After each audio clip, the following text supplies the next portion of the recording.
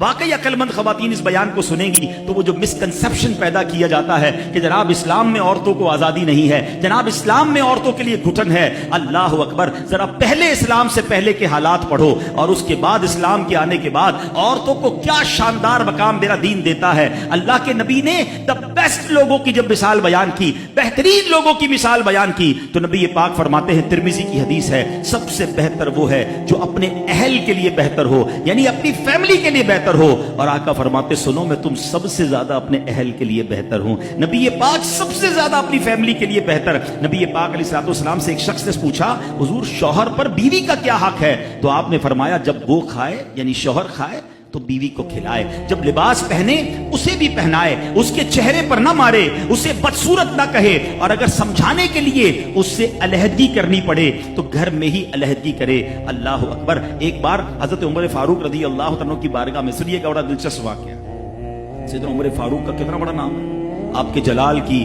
آپ کی عدالت کی مثالیں دی جاتی ہیں، بڑے بڑے لوگ آپ کے سامنے تھر تھر کانپتے تھے۔ آپ کا گھر میں انداز کیا تھا؟ ایک شخص آیا کہ میں حضرت عمر کے پاس جاؤں اور بتاؤں میری بیوی جو ہے مجھ سے اس طرح بات کرتی ہے، اور میرا وہ انداز نہیں ہوتا جو شوہر کے سامنے ہونا چاہیے، ہوتا ہے گھروں میں ہو جاتا ہے۔ حضرت عمر کے دروازے پر پہنچا نا، تو اندر سے اسے سیدنا عمر فاروق رضی اللہ تعالیٰ عنہ کی زوجہ ام کلثوم رضی اللہ تعالیٰ عنہ کی ناراضگی کی عالم میں گفتگو کرتی، وہ حضرت عمر سے بات کر رہی تھی۔ وہ شوہر سوچنے لگا کہ میں تو اپنی بیوی کی شکایت لے کر آیا تھا، حضرت کے تو گھر کا بھی معاملہ ہی ایسا ہی ہے۔ تو وہ کہتے میں واپس ہونے لگا۔ حضرت عمر نے بلا لیا، کیوں آئے تھے؟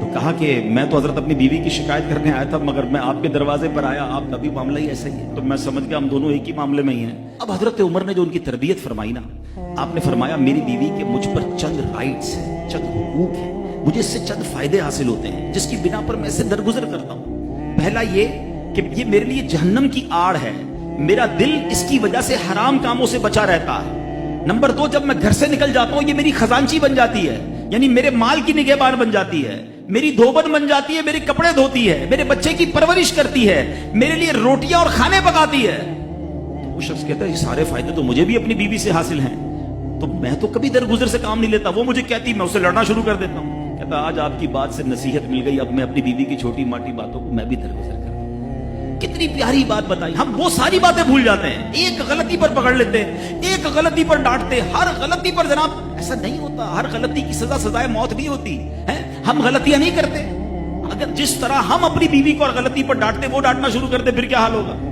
ایسا نہ کریں، وہ بھی دل رکھتی ہے، ہم نے کسی انسان سے شادی کی ہے، کمپیوٹر سے نہیں کی، ٹھیک ہے نا؟ تو کمپیوٹر بھی آج کل وائرس آ جاتا ہے، تو وہ تو انسان ہے، غلطی ہو گئی، کوئی بات نہیں۔ تو سبحان اللہ، اتنا پیارا